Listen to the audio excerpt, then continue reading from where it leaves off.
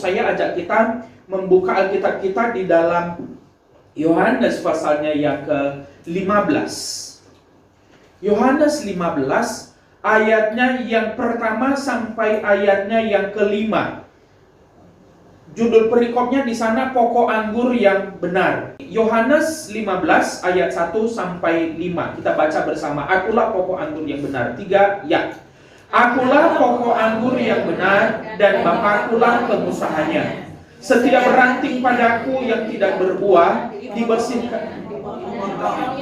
Oh ya, kita ulangi Bapak Ibu. Setiap ranting padaku yang tidak berbuah dipotongnya, dan setiap ranting yang berbuah dibersihkannya, supaya ia lebih banyak berbuah.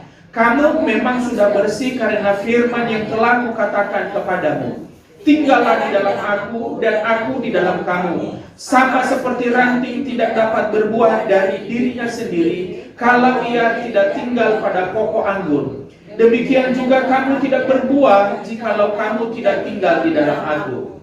Akulah pokok anggur dan kamulah ranting-rantingnya. Barang siapa tinggal di dalam aku dan aku di dalam dia, ia berbuah banyak. Sebab di luar aku kamu tidak dapat berbuat apa-apa. Ayat 2 kita ulangi. 3 ya. Setiap ranting padaku yang tidak berbuah dipotongnya, dan setiap ranting yang berbuah dibersihkannya, supaya ia lebih banyak berbuah. Amin. Buat pembacaan firman Tuhan bagi kita hari ini. Bapak Ibu yang dikasih oleh Tuhan, dari ayat ini yang kita baca, Yesus berkata, akulah pokok anggur dan kamulah ranting-rantingnya. Dan dari ayat yang kedua kita melihat dia katakan bahwa setiap ranting yang berbuah dibersihkannya. Sedangkan ranting yang tidak berbuah akan dipotong. Ya. Ranting yang tidak berbuah itu dipotong lalu dibuang. Dan setelah dibuang juga dibakar. Jadi Bapak Ibu yang dikasih oleh Tuhan, kalau kita melihat ya, berdasarkan ayat 2 ini bahwa sasaran tujuan akhir dari ranting itu adalah berbuah. Bukan hanya sekedar tinggal di dalam ranting. Jadi sasaran setiap ranting itu adalah berbuah. Dan buahnya itu bukan hanya buah biasa, tetapi harus buah yang baik. Dan buahnya itu harus banyak. Itu sebabnya kalau sudah berbuah dibersihkan supaya lebih banyak berbuah, ya. Setiap ranting padaku yang tidak berbuah dipotongnya, dan setiap ranting yang berbuah dibersihkannya supaya lebih banyak berbuah. Jadi sasarannya adalah berbuah.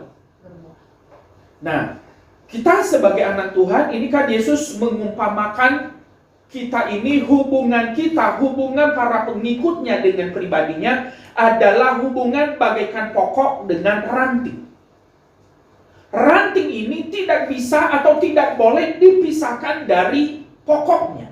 Sebab kalau ranting berpisah dari pokok, maka ranting itu pasti mati. Tidak ada kehidupan. Sebab ranting mendapatkan nutrisi sampai dia berbuah itu didapatkannya dari pohon. Itu sebabnya terkait hal itu Bapak Ibu, tema khotbah saya pagi hari ini adalah jangan berhenti bertumbuh. Apa? Jangan berhenti bertumbuh. Jadi Bapak Ibu yang dikasih oleh Tuhan, bagi kita sebagai orang-orang percaya kepada Kristus, saya mau katakan, menjadi para pengikut Yesus, percaya Yesus, itu adalah langkah awal untuk berbuah. Langkah awal untuk selamat. Itu sebabnya saya katakan jangan berhenti hanya sekedar menjadi percaya. Ya, jangan berhenti pada titik menjadi percaya, apalagi berhenti menjadi hanya sampai sebatas menjadi anggota jemaat.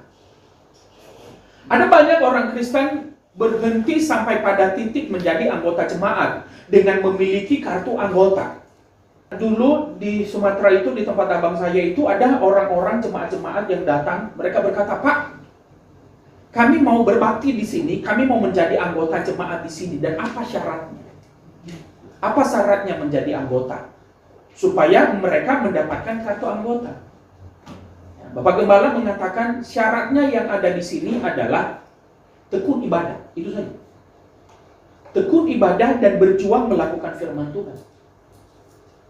Alasannya kenapa? Biar engkau mengatakan engkau anggota jemaat di sini, engkau memiliki kartu anggota, tetapi engkau tidak tekun ibadah, itu bukan anggota jemaat di tempat ini. Jadi Bapak Ibu yang dikasih oleh Tuhan, sebab kenapa dilakukan begitu? Sebab sasarannya adalah supaya kita bertumbuh, terus bertumbuh dan menghasilkan buah. Jadi jangan berhenti hanya menjadi orang percaya, disebut sebagai orang percaya. Jangan berhenti hanya disebut sebagai orang Kristen. Harus dibuktikan dengan ketekunan, tekun ibadah. Ya, tekun beribadah dan terus berjuang menjadi pelaku firman Tuhan. Sebab sasaran kita di tempat ini kan bukan hanya mengumpulkan orang, Bapak Ibu.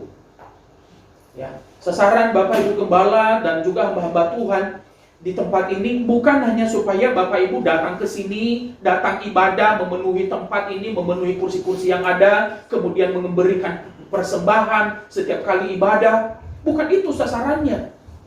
Sasarannya adalah bagaimana supaya kita terus bertumbuh, kita berkenan kepada Tuhan, dan pada puncaknya kita dapat bersekutu dengan Tuhan. Itu adalah sasaran pelayanan kita di tempat ini. Jadi jangan berhenti hanya jadi orang percaya, tetapi mari kita terus berjuang, mari kita terus bertumbuh supaya kita berbuah. Harus nyata, iman kita ini harus nyata, berbuah. Ya, buah-buah itu adalah bukti nyata yang dapat dilihat dalam kehidupan setiap hari. Buah ini misalnya dapat kita lihat melalui pelaksanaan dari buah roh, ya. Ini adalah buah nyata yang kita bisa lihat. Ya, kalau Yohanes berkata buah-buah pertobatan. Galatia pasal 5. Galatia pasal 5 ayat 22 dan 23. Seseorang bisa bantu baca? Silakan. Demikian firman Tuhan. Ya. Tetapi buah roh ialah kasih, ya. sukacita, damai sejahtera, kesabaran, kemurahan, kebaikan, kesetiaan, kelemah lembutan, penguasaan diri. Iya. Tidak ada hukum yang menentang hal-hal itu. Iya. Inilah yang harus nyata dalam kehidupan orang-orang Kristen setelah menjadi orang-orang percaya, menjadi orang yang tekun beribadah. Kalau sebelumnya praktek hidupnya justru sebaliknya, tidak sabar, tidak kasih, ya, itu di dalam ayatnya yang ke-19. Ini cara hidup yang lama, mulai dari ayat 19 sampai 21. Kita lihat. Silakan. Perbuatan daging telah nyata, yaitu percabulan, kecemaran, hawa nafsu, penyembahan berhala, sihir, perseteruan, perselisihan, iri hati, amarah, kepentingan diri sendiri, percideraan, roh pemecah, kedengkian, kemabukan, pesta pora, dan sebagainya. Dan sebagainya terhadap semuanya itu kuperingatkan kamu, seperti yang telah kubuat dahulu, bahwa barang siapa melakukan hal-hal yang demikian, ia tidak akan mendapat bagian dalam kerajaan Allah. Iya, jadi Bapak Ibu yang dikasih oleh Tuhan, itulah ayat 19 sampai ayat 21 ini adalah kehidupan yang lama. Ini adalah praktek hidup yang lama, praktek hidup orang-orang sebelum bertemu dengan Kristus, sebelum mendapatkan perubahan dari Kristus. Tetapi setelah mendapatkan pengubahan oleh Roh Kudus dan firman Tuhan, maka orang Kristen, umat Tuhan harus mengalami perubahan. Ia harus berbuah. Ya, Galatia pasal 5 ayat 22 sampai ayat 23 tadi itu. Jadi Bapak Ibu yang dikasih oleh Tuhan, iman ini, saya ulangi sekali lagi, iman ini bukan hanya di dalam hati. Iman ini bukan hanya dalam pikiran, tetapi iman ini harus nyata dalam perbuatan. Yakobus pasal 2. Yakobus pasal 2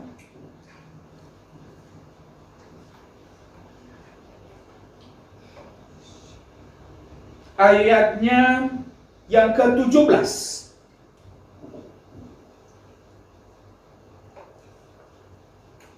Silakan. Demikian firman Tuhan. Ya. Demikian juga halnya dengan iman. Iya. Jika iman itu tidak disertai perbuatan, Iya. maka iman itu pada hakikatnya adalah mati. Iman itu harus disertai dengan perbuatan. Iman itu harus nyata dalam perbuatan. Iman itu harus nyata dalam praktek hidup setiap hari. Ayat 18. Tetapi mungkin ada orang berkata, padamu ada iman dan padaku ada perbuatan. Iya. Aku akan menjawab dia, tunjukkanlah kepadaku imanmu itu tanpa perbuatan, Ya. dan aku akan menunjukkan kepadamu imanku dari perbuatan-perbuatan. Iya, iman itu harus nyata dalam perbuatan. Setiap orang dapat berkata-kata aku beriman kepada Kristus. Setiap orang berkata aku punya firman Tuhan. Setiap orang dapat mengaku tahu firman Tuhan, hafal banyak ayat, bisa mengajar firman Tuhan. Tetapi Alkitab berkata, aku menunjukkan imanku, aku menunjukkan pengetahuanku tentang firman, aku menunjukkan pengertianku tentang firman Tuhan ini melalui praktek hidup setiap hari. Sebab iman itu bekerja sama dengan perbuatan-perbuatan. Ayat 22 dari Yakobus pasal 2 itu. Kamu lihat bahwa iman bekerja sama dengan perbuatan-perbuatan, dan oleh perbuatan-perbuatan itu iman menjadi sempurna. Iman menjadi sempurna. Mungkin ada orang berkata, dengan aku membaca Alkitab, dengan aku menghafal banyak ayat, dengan bisa aku mengajar banyak orang, aku mengucapkan banyak firman Tuhan, aku bisa melakukan banyak hal, ya, hal-hal yang rohani, aku bisa melayani Tuhan, tetapi tidak disertai dengan perbuatan. Alkitab berkata, semua pengetahuan, semua iman yang disebutkan iman tanpa perbuatan itu, iman itu bukanlah iman yang sempurna. Iman yang hanya sekedar pengetahuan tapi tanpa praktek itu tidak sempurna. Iman itu sempurna ketika iman itu dibuktikan dalam perbuatan. Jadi Bapak Ibu yang dikasih oleh Tuhan, ya, pada bacaan kita tadi mengatakan, setiap ranting yang ada padaku, kalau dia tidak berbuah akan dipotong. Tetapi kalau ia berbuah, ia akan dibersihkan. Jadi pembersihan ini pun, Bapak Ibu yang dikasih oleh Tuhan, pembersihan ini pun tidak menyenangkan. Sebab pembersihan ini ada pemotongan-pemotongan juga. Satu waktu ada seorang pendeta yang memang dia bergerak juga di masyarakat, dan dia berkata dia punya kebun durian. Dan dia berkata setiap kali pohon duriannya itu berbuah, dan kalau mau buahnya bagus, besar, maka beberapa buah-buah itu akan dikorbankan, dipotong, dibuang. Jadi dia membersihkan, dia melihat ranting itu, kadang-kadang kan di satu ranting itu ada misalnya ada sampai 5 bunga buah itu, ya, itu yang menjadi bakal buah. Ada 5 bunganya. Nah, kalau itu dibiarkan, memang itu bisa bertumbuh, bisa menjadi besar. Tetapi ukurannya itu tidak menjadi maksimal. Tetapi hamba Tuhan ini berkata, supaya buahnya maksimal, ukurannya besar, maka beberapa harus dipotong. Mungkin 2 itu harus dibuang. Sampai pada akhirnya yang 3 ini akan diperhatikan terus, ya, akan dirawat sampai betul-betul menghasilkan buah, dan sampai pada akhirnya sampai pada puncak ukuran yang besar. Nah, kalau ukurannya besar, nilai rupiahnya juga besar kalau dijual. Jadi di sini dia berkata ranting yang berbuah itu akan dibersihkan. Nah, dalam kehidupan kita sebagai anak-anak Tuhan saat ini, Bapak Ibu, mungkin kita sudah aktif, sudah melayani, kemudian kita juga sudah melakukan apa yang dikatakan di dalam Yakobus pasal 5 ayat 22 sampai 23 tadi. Tetapi kok kita rasanya masih ada rasanya seperti kita dipotong-potong, seperti kita mengalami rasa sakit yang kita alami. Sehingga mungkin ada berkata, bagaimana sih aku sudah setia kepada Tuhan, melakukan firman Tuhan, aku tekun di dalam Tuhan, tetapi kok aku terus mengalami persoalan-persoalan ini. Saya mau mengatakan, mungkin Tuhan sedang membersihkan kita.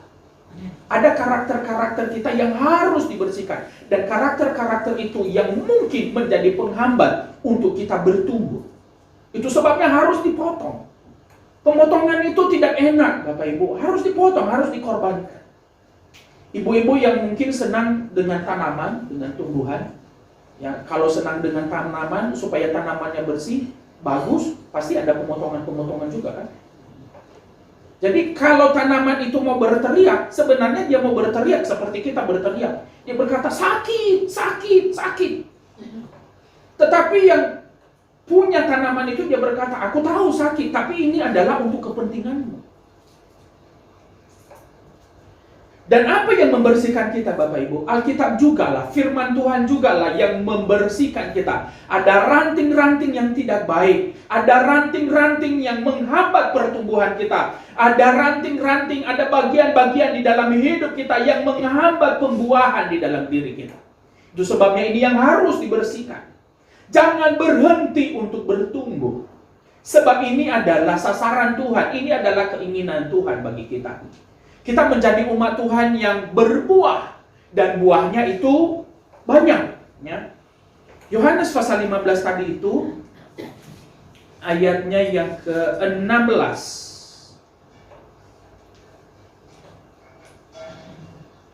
Silakan. Bukan kamu yang memilih aku, Iya. tapi akulah yang memilih kamu. Dan aku telah menetapkan kamu, Iya. supaya kamu pergi dan menghasilkan buah. Menghasilkan buah dan buahmu itu tetap. buahmu itu tetap. Supaya apa yang kamu minta kepada Bapa dalam namaku, diberikannya kepada. Iya, supaya apa yang kamu minta kepada Bapa dalam namaku diberikannya kepadamu. Nah, perhatikan Bapak Ibu, kamu harus berbuah dulu. Maka apa yang kamu minta akan diberikan. Ini kadang-kadang banyak umat Tuhan, banyak orang Kristen ini hanya meminta, menuntut janji Tuhan, tetapi dia belum berbuah. Dia belum menghasilkan buah sesuai dengan firman Tuhan, tetapi dia sudah berani-beraninya klaim janji Tuhan. Tuhan, mana janjimu? Mana firmanmu? Firmanmu berkata, minta akan diberikan. Ketok, maka pintu akan dibuka. Cari, kamu akan mendapat. Dia hanya tahu menuntut, tetapi dia belum menghasilkan apa-apa. Itu sebabnya kalau dia tidak mendapat jawaban doa ini, dia menjadi kecewa. Orang Kristen yang belum berbuah tetapi mengajukan banyak permohonan permintaan kepada Tuhan, kalau doanya tidak terjawab, orang ini akan menjadi orang-orang yang kecewa dengan Tuhan. Orang Kristen semacam ini akan mudah mundur dari Tuhan. Ketika ada sedikit masalah, dia akan mundur dan menjauh dari Tuhan dan berkata, apa itu? Tuhan berkata, Tuhan berjanji, Tuhan tidak akan pernah ingkar janji. Tetapi apa yang aku minta sesuai dengan firman-Nya dia tidak pernah kasih. Aku sudah berdoa berbulan-bulan, bahkan bertahun-tahun. Tuhan tidak pernah menjawab doaku. Aku terus dalam masalah. Tapi kalau kita mau koreksi, adakah dia sudah berbuah? Ternyata belum. Kalau kita perhatikan di sini, Bapak Ibu, supaya kamu pergi dan menghasilkan buah, dan buahmu itu tetap. Supaya apa yang kamu minta kepada Bapa dalam namaku diberikannya kepadamu. Jadi, doa itu dijawab Tuhan, permohonan itu diberikan oleh Tuhan, didahului oleh buah. Yang mengajukan itu harus berbuah dulu. Cuman orang Kristen kan hanya taunya adalah Tuhan sudah berjanji, apa saja yang kamu minta di dalam namaku, maka pasti akan diberikan kepadamu. Orang Kristen hanya tahu apa yang menjadi haknya kepada Tuhan. Tetapi mereka lupa apa yang menjadi kewajiban mereka. Tetapi hari ini, kita yang ada di sini, kita semua hamba Tuhan, kita sebagai umat Tuhan hari ini, ingat, pertama-tama ingat apa yang menjadi kewajibannya. Amin. Mari kita ingat apa yang menjadi kewajiban kita. Maka ingatlah, Tuhan akan memberikan apa yang menjadi hak kita ketika kita telah melakukan kewajiban kita. Saya rasa orang tua juga begitu kepada anak. Ketika anak meminta sesuatu, orang tua pasti ada mengajukan syarat-syarat tertentu.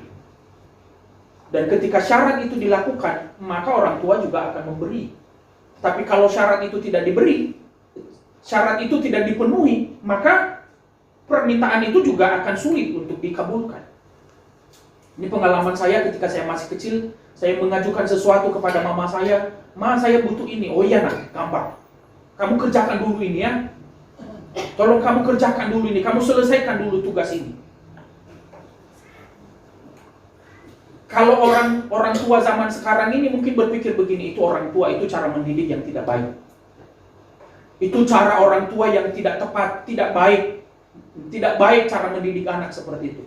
Tapi saya mau beritahu, saya adalah hasil dari didikan seperti itu.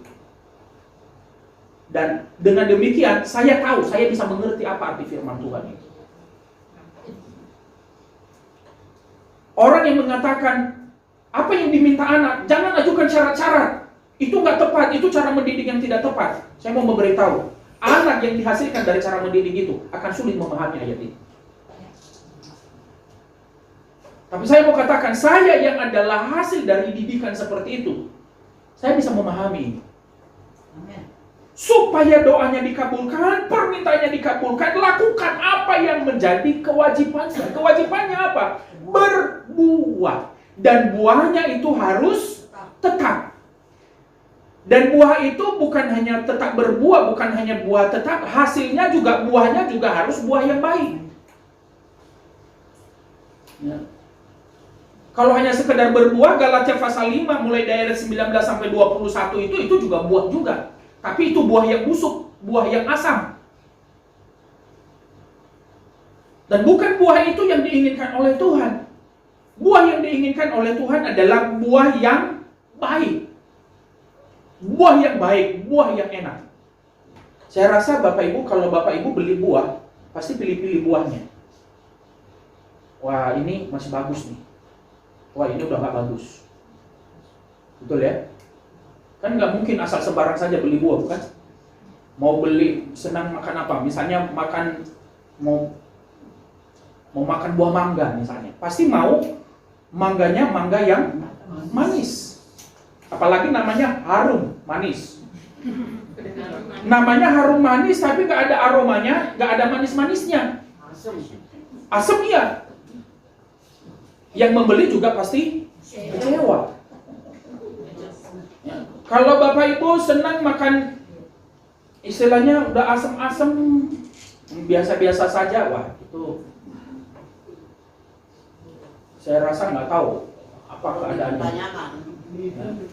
Kalaupun misalnya orang lagi orang lagi ngidam ngandung, biasanya kan identik dengan mangga muda. Tapi kan nggak akan pernah berkata begini, asam ya, waduh enak sekali. Kan nggak mungkin. Asamnya tetap asam. Ya kan? Nah demikian juga lah. Ya, kita bisa memahami firman Tuhan ini Bapak Ibu. Tuhan menginginkan buah yang baik. Tuhan menginginkan buah yang sehat, buah yang bagus. Bukan buah yang busuk, bukan buah yang asam. Jadi anak-anak Tuhan sebagai orang-orang percaya, hamba Tuhan sedang jemaat, buah yang Tuhan tuntut dari kita adalah buah yang baik, buah yang manis. Manis di pandangan orang, sehingga ketika orang melihatnya dengan tanpa perkataan orang percaya kepada Tuhan. Paulus berkata, biarlah semua orang menyaksikan kebaikan hatimu. Biarlah semua orang menikmati kebaikan hatimu. Biar orang menyaksikan hasil dari iman kita itu. Sehingga tanpa perkataan mereka dimenangkan bagi Kristus. Mereka menyembah dan memuliakan Tuhan. Dan mereka berkata, memangnya orang Kristen ini luar biasa ya. Jemaat GBI, jemaat gereja belakang ini memang beda ya. Belakang. Enak banget tuh belakang. Beda ya, memang beda. Biar di belakang-belakang, tapi karakter mereka dalam hal karakter, dalam buah mereka itu di depan. Amin. Jadi sehingga jemaat yang ada di tempat ini semakin di depan. Bukan hanya yang lain yang semakin di depan ya, tetapi jemaat Tuhan di tempat ini juga semakin di depan. Semakin di depan dalam melakukan firman Tuhan. Ini yang Tuhan inginkan. Mari kita semua berjuang, mari kita saling mengingatkan. Tuhan akan membersihkan kita. Tuhan akan membersihkan segala karakter-karakter yang menghambat kita bertumbuh dan berbuah. Nah, yang menjadi pertanyaannya, jika kita berhenti bertumbuh, ya, hanya menjadi orang percaya, menjadi warga gereja, apa yang terjadi ketika kita berhenti untuk bertumbuh? Yang akan terjadi adalah kita hanya menjadi penonton. Kita akan menjadi penonton, ya namanya juga berhenti, sementara yang lain berlari, maju ke depan. Karena kita berhenti untuk maju, kita hanya menyaksikan, menjadi penonton. Dan biasanya penonton itu bisanya apa? Rame. Dan ramenya itu ramenya apa? Yang rame mengkritik, ya, apalagi misalnya katakan nonton lah. Ya, kalau laki-laki kan biasanya udah senang main bola. Ada juga perempuan yang senang main bola. Biasanya para penonton itu lebih pintar dari pemain. Dia bilang, seharusnya kau tadi harus muter ke sana. Kau jangan bawa sendiri, kau terlalu egois, harusnya ke sana tadi. Iya, oper ke sana, sana ada kosong. Biasanya begitu. Ya kan? Penonton itu biasanya pintar menilai. Penonton itu biasanya pintar mengkritik. Dan demikian juga anak-anak Tuhan, orang percaya kalau berhenti bertumbuh, berhenti menjadi pelaku firman Tuhan, dia akan menjadi penonton dan dia akan menjadi penilai dan pengkritik. Dan dia hanya melihat kelemahan-kelemahan saudara-saudaranya yang maju. Dia bilang, wah, lihat deh, coba gaya jalannya udah lain, sudah tak benar lagi di gaya jalannya. Lihat, udah mulai macam-macam. Asik. Jadi responnya biasa begitu. Kalau orang Sumatera tuh, Asik. sudah mulai lain-lain, gitu kan? Itu kalau orang sudah berhenti, ya kan? Berhenti. Dan yang dinilainya adalah kekurangan orang yang di depannya. Itu yang dia saksikan. Jadi Bapak Ibu yang dikasih oleh Tuhan, dengan demikian kita bisa menilai kalau ada umat Tuhan, anak Tuhan yang hanya menyaksikan, memperhatikan kekurangan sesamanya, jangan-jangan orang itu sedang berhenti pertumbuhan.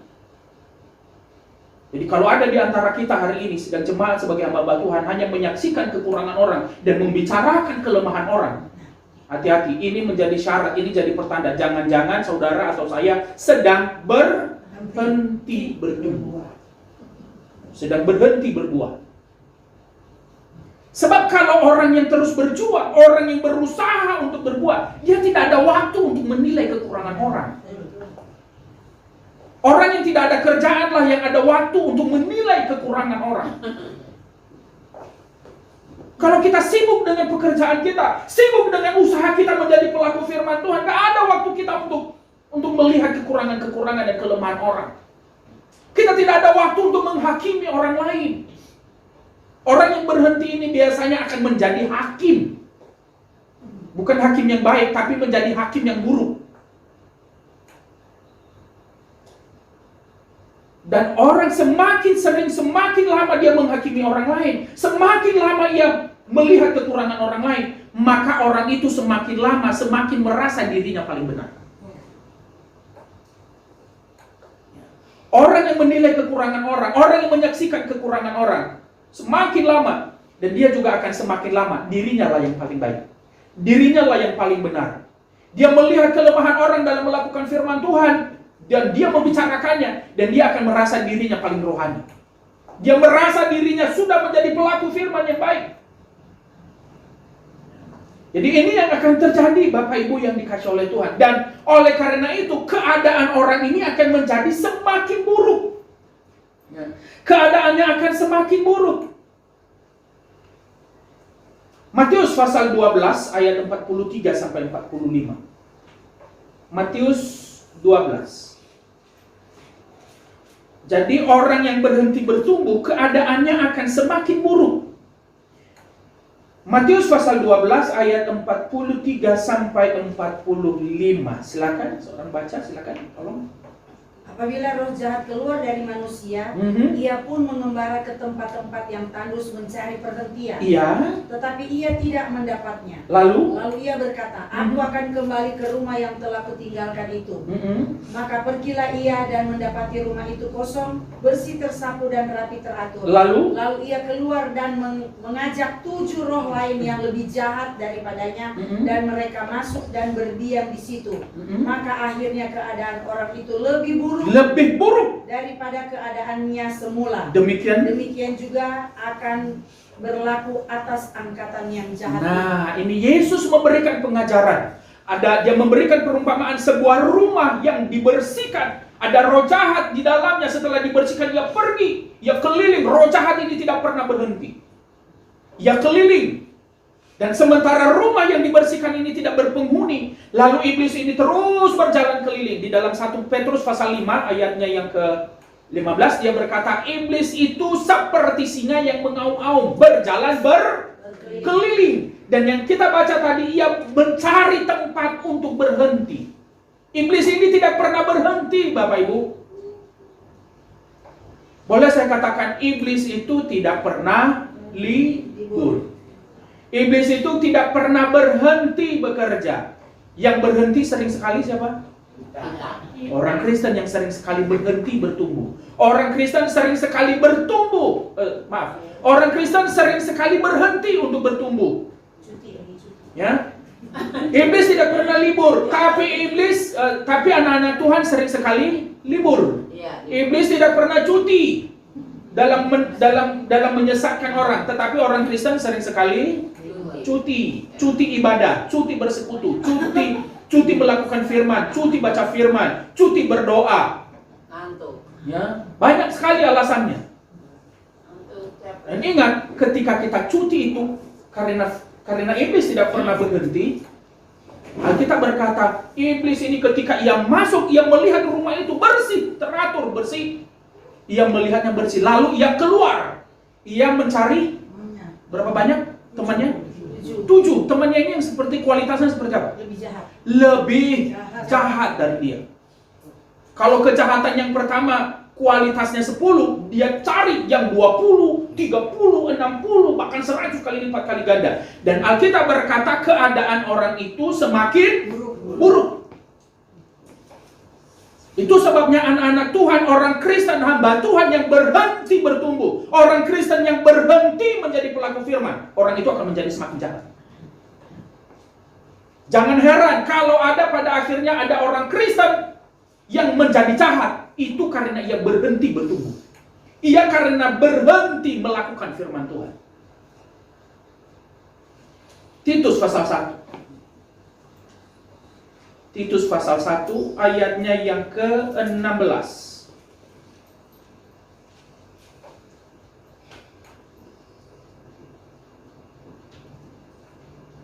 Silakan. Mereka mengaku mengenal Allah, tetapi dengan perbuatan mereka menyangkal Dia. Iya. Mereka keji dan durhaka. Dan tidak sanggup berbuat sesuatu yang baik. Iya. Orang yang berhenti bertumbuh, orang Kristen yang berhenti bertumbuh, orang Kristen yang berhenti melakukan firman, hamba-hamba Tuhan yang berhenti menjadi pelaku firman, mereka itu, kata firman Tuhan, mereka itu keji dan durhaka. Tidak sanggup berbuat baik lagi. Sebab dalam bayangannya, dalam pikirannya adalah kejahatan semuanya. Hidupnya tidak tertib. Mereka menjadi orang-orang yang tidak tertib. Ya bisa saja menjadi, ya yang pertama di dalam gereja dia akan menjadi sumber masalah.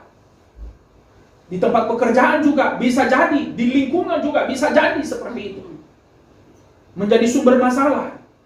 Itu sebabnya Tuhan menuntut supaya kita jangan berhenti untuk bertumbuh, tetapi mari kita terus berjuang.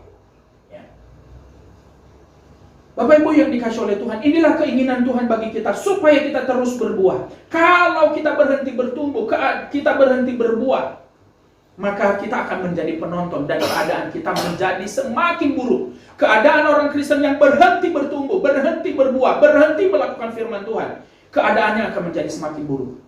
Buruknya kenapa? Karena dia hanya menyaksikan kekurangan orang dan hanya mengoreksi kelemahan orang lain. Ya, mengoreksi kelemahan orang lain. Dan Alkitab berkata, mereka itu keji dan durhaka.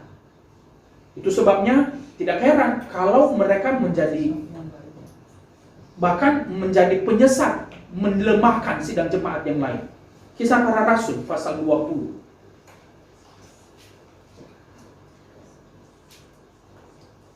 Kisah Rasul pasal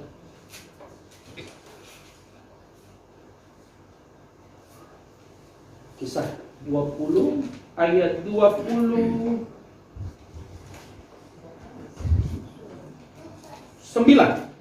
dan 30. Kisah Rasul 20 ayat 29 dan 30, silakan. Demikian firman Tuhan. Ya. Aku tahu bahwa sesudah aku pergi, serigala-serigala yang ganas akan masuk ke tengah-tengah kamu dan tidak akan menyayangkan kawanan itu. Nah, terus Bahkan dari antara kamu sendiri akan muncul beberapa orang yang dengan ajaran palsu mereka berusaha menarik murid-murid dari jalan yang benar dan supaya mengikut mereka. Nah, umat Tuhan, hamba-hamba Tuhan, sidang jemaat yang berhenti bertumbuh. Tadi keadaannya jahat dan di sini digambarkan bagaikan serigala, bukan serigala biasa. Ini serigala ganas. Ya, serigala aja udah ngeri. Apalagi ganas. Serigala ganas. Nih, orang-orang Kristen yang berhenti bertumbuh, orang-orang Kristen yang berhenti berjuang melakukan firman Tuhan. Mereka jahat, mereka kejam, mereka keji. Mereka durhaka, mereka digambarkan bagaikan serigala yang ganas. Itu sebabnya mereka tidak peduli kalau orang lain tersandung. Mereka tidak peduli kalau saudara-saudara mereka di dalam Tuhan tersandung oleh karena perbuatan mereka, oleh karena perkataan mereka, oleh sikap hidup mereka. Mereka tidak peduli. Mereka tidak peduli saudara dan saya binasa atau tidak. Sebab mereka sendiri juga sedang menuju kepada kebinasaan. Itu sebabnya Tuhan menuntut kita supaya kita terus berbuah. Dan selanjutnya Bapak Ibu yang dikasih oleh Tuhan, orang yang hanya percaya kepada Kristus, yang mengaku percaya kepada Kristus tetapi tidak menjadi pelaku firman Tuhan. Yakobus pasal 2 tadi kita kembali ke Yakobus pasal 2 ayat 19. Apa yang dikatakan tentang orang yang hanya mengaku percaya Tuhan tetapi berhenti untuk berbuat, tidak melakukan firman Tuhan. Yakobus pasal 2 ayat 19. Engkau percaya bahwa hanya ada satu Allah saja, Ya, itu baik. itu baik. Tetapi setan-setan pun juga percaya akan hal itu dan mereka gemetar. Mereka gemetar, mereka taat kepada Kristus.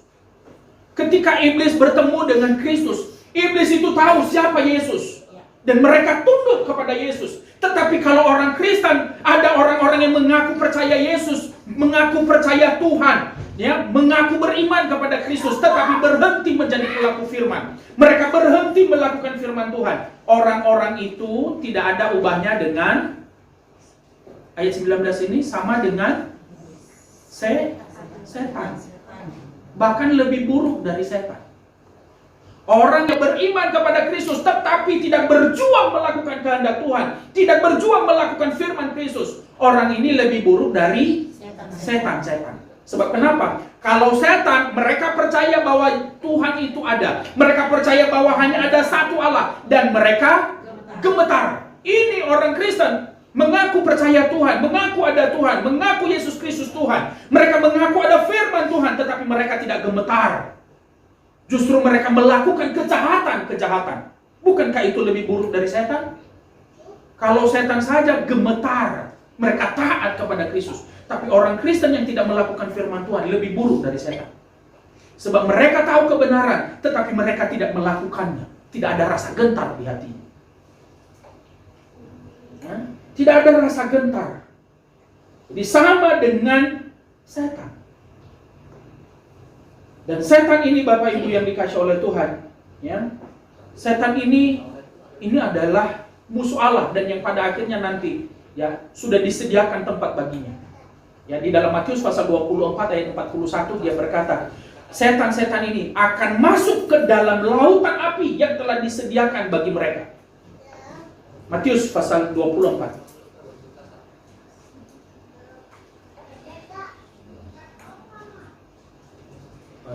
Saya lihat ya, Matius pasal 25 maksud saya, maaf. Matius pasal 25 ayat 41. Silakan. Dan dia akan berkata juga kepada mereka yang di sebelah kirinya, Ya. "Nyala dari hadapanku, hai kamu orang terkutuk, menyala ke dalam api yang kekal, yang telah sedia untuk iblis dan malaikat-malaikatnya." Yang telah sedia untuk iblis. Neraka itu disiapkan untuk Iblis. Jadi kalau ada hamba Tuhan, ada anak-anak Tuhan, ada orang Kristen yang tadi mengaku beriman kepada Kristus, tetapi berhenti untuk menjadi pelaku firman, berhenti untuk bertumbuh, tidak mau melakukan firman Tuhan, yang tadi kita lihat lebih buruk dari keadaan setan, maka orang-orang semacam ini, biar dia berkata aku punya firman, ia tekun dalam ibadah, ia tekun, ia setia, tapi tidak melakukan firman Tuhan, tempatnya ada di dalam neraka ini yang disiapkan untuk iblis. Padahal neraka itu tadinya bukan disiapkan untuk dia, bukan untuk manusia itu, tetapi neraka ini disiapkan untuk iblis. Tetapi karena keadaannya dia berhenti bertumbuh, berhenti menjadi pelaku firman, maka ia bersama-sama dengan iblis masuk ke sana. Dan Tuhan tidak mau kita ada di sana. Tuhan mau supaya di mana dia berada, kita juga ada di sana. Yang terakhir, Bapak Ibu yang dikasih oleh Tuhan, kalau kita tidak berbuah, kalau kita tidak bertumbuh, kalau kita berhenti, di dalam Yohanes pasal 15 tadi, ya, Yohanes pasal 15 ayat 2 tadi, kalau tidak berbuah, kalau tidak bertumbuh, maka ranting itu akan dipotongnya. Itu akan dipotong. Dipotong.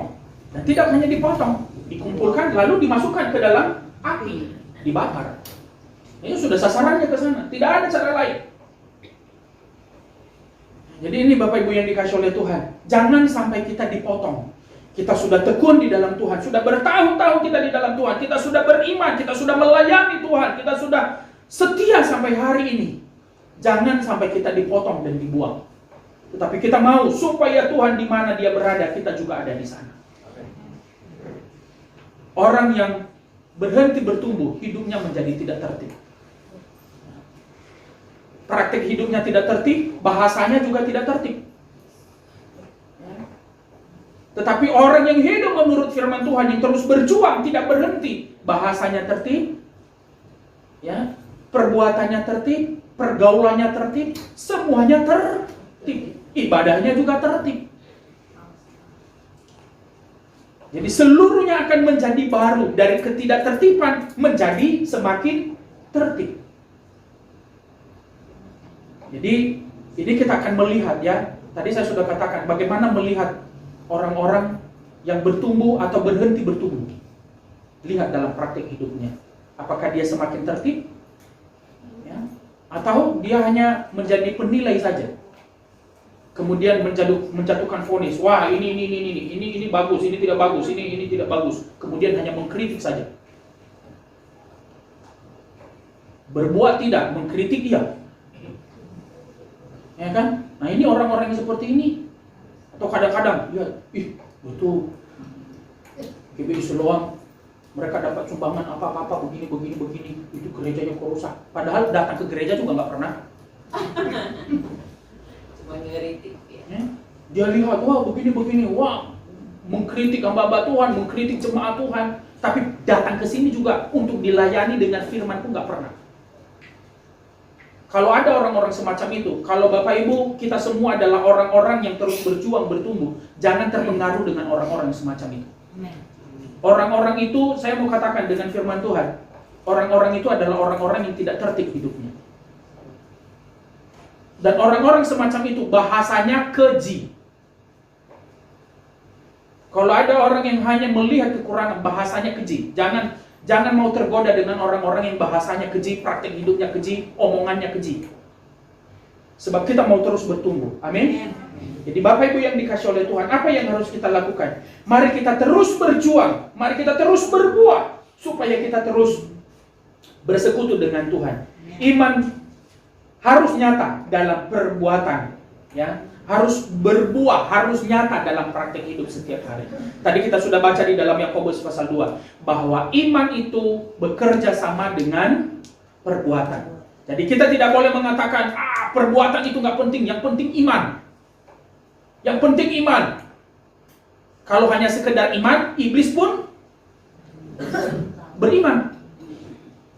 Kalau hanya sekedar percaya kepada Tuhan, iblis pun percaya.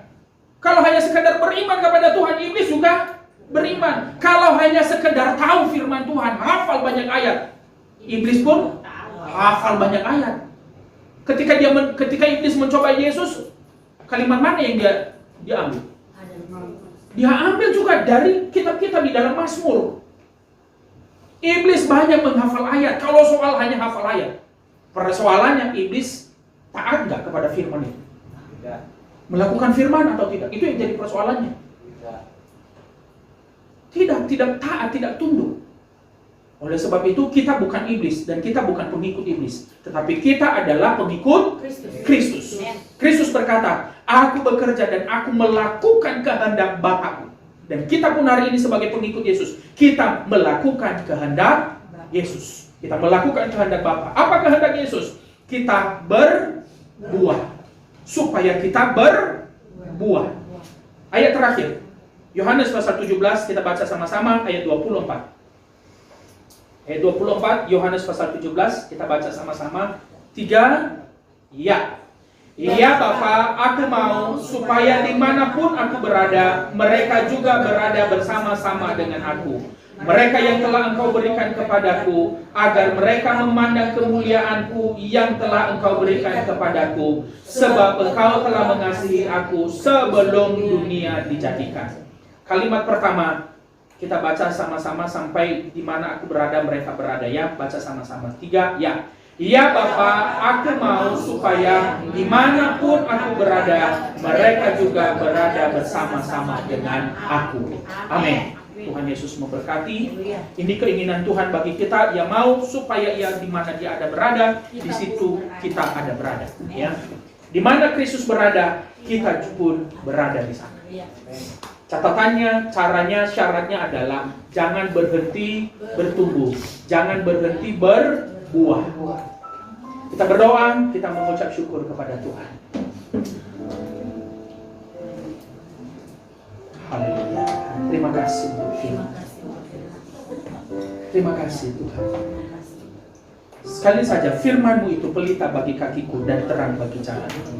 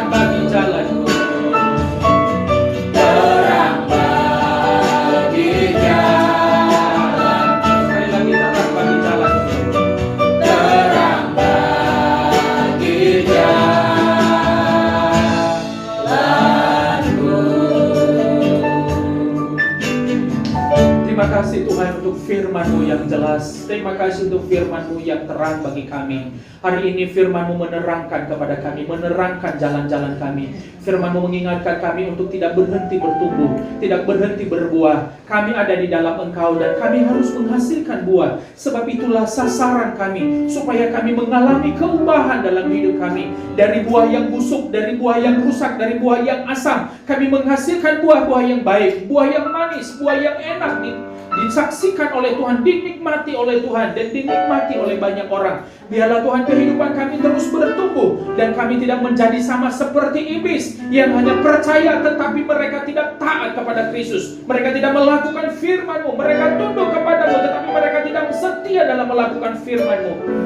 Kami mau menjadi orang-orang yang hidup bersekutu dengan Tuhan. Di mana Engkau berada, kami pun mau Tuhan, supaya kami ada di sana. Itu sebabnya tolonglah kami Bapa, supaya kami menjadi orang-orang yang taat kepada Tuhan. Jangan berhenti untuk bertumbuh, tidak berhenti untuk berbuah, tetapi kami terus berjuang bersama dengan Kristus. Mampukan kami menghidupi firman-Mu di tengah-tengah dunia yang jahat ini. Firman-Mu berkata hari-hari ini adalah jahat, tetapi biarlah kami menggunakan waktu yang ada ini dengan baik, supaya kami ketika Engkau datang, Engkau menemukan kami setia, Engkau menemukan kami beriman, Engkau menemukan iman di dalam kami. Terima kasih Tuhan, hamba-Mu selesai, tetapi jangan pernah berhenti untuk terus mengajar kami. Ingatkan kami terus firman-Mu, dan biarlah kami menghasilkannya dalam perbuatan setiap hari. Biarlah iman kami nyata dalam perbuatan, iman kami nyata dalam praktik hidup kami setiap hari, di rumah, di pekerjaan, di lingkungan tempat tinggal kami, dan di mana saja kami berada. Juga iman kami nyata dalam perkataan kami, dalam bahasa kami, dalam pemikiran kami. Terpuji Engkau terus membimbing kami Tuhan. Terpujilah Tuhan, di dalam nama Tuhan Yesus Kristus kami berdoa, dan dengan pertolongan Tuhan kami menjadi pelaku firman. Haleluya, haleluya, amin, amin. Tuhan Yesus memberkati.